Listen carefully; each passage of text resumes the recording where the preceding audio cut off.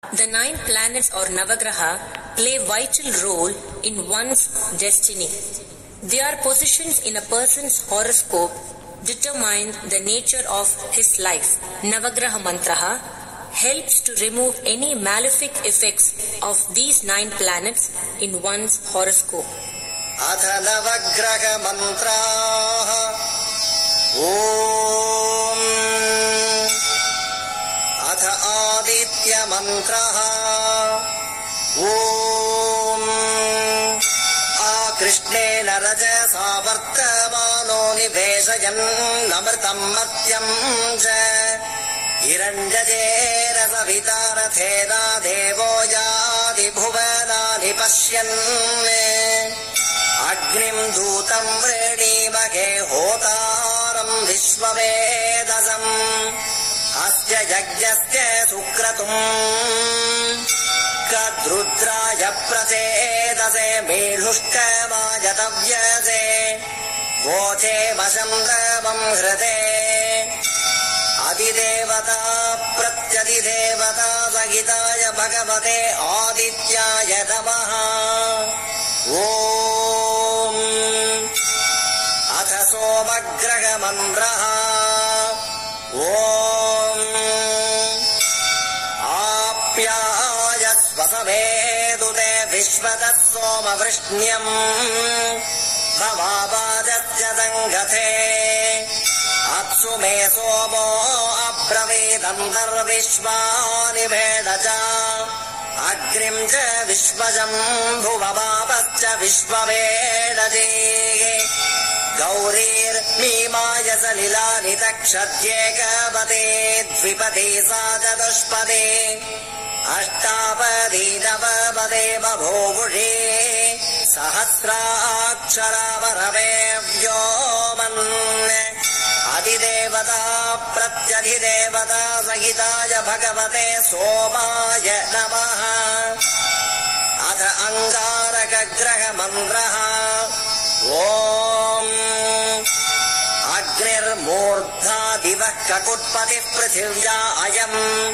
Apamretam Sidinvate Syoda Prithivi Bhava Rikshara Nivedani Yacha Dasharma Sapratha Kumaram Mata Yuvati Samubdham Guha Vibharti Nadadati Pitre Anikamasya Namirajjana Purah Pashyan Dirigeta Bharatau Adidevata Pratyadidevata Sagitaya Bhagavate Angaragaya Namaha Om Atha Budagraha Mantraha Om Udbudhyadvam Samanasasakaya Samagrimindvam Bhagavasanelaha Dadhikram Agnimushasam Jadevimindra Vatopase Dihvajevaha Idam Vishnurvisakrame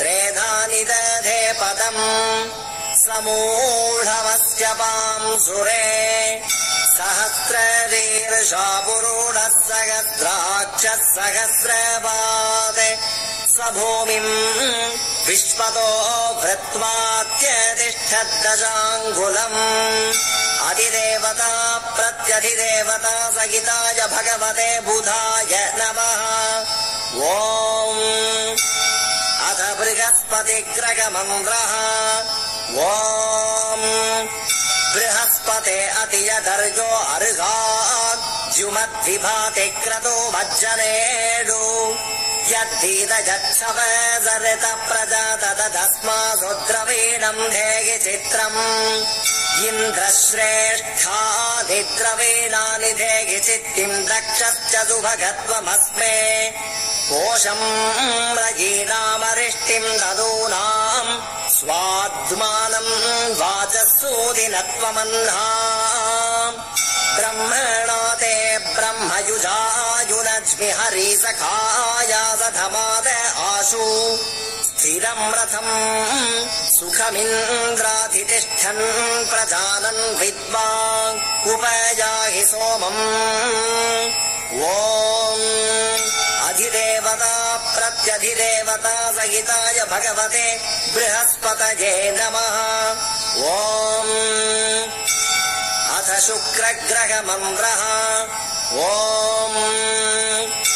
शुक्रं ते अन्यस्य शतं ते अन्यद्विषो रूपे अहनेत्यौरेवासे विश्वाहि माया अवधि स्वधावो भद्राते भूषन् निगरातिरस्तो इन्द्राणि मासुरारेषु सुभगा महमश्रवम् न ह्यस्या अपरं चरचरसामरते पतिर्विश्वस्मादिन्द्रपुत्रः इन्द्रं वो विश्वतस्परिहवामहे जनेभ्यः अस्माकमस्तु केवलः।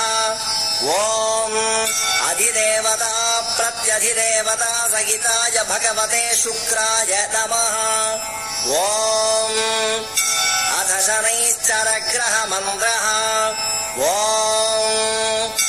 शमग्निरग्निभिः करच्छन्नस्तपतु सूर्याः शम्वातो वात्मरपा अपसृधाः प्रजापतेन त्वदेतान्यन्यो विश्वा जातानि परितापभूव यत्कामास्ते जुहुमस्तन्नो अस्तु वयं स्यामपतयोरजीनाम् यमाय सोमं सुनुत यमाय जुहुताहविः यमं ह यज्ञो गच्छत्यग्निदूतो अरं कृतः। ॐ अधिदेवता प्रत्यधिदेवता सहिताय भगवते शनैश्चराय नमः। ॐ अथ राहुग्रहमन्त्रः। ॐ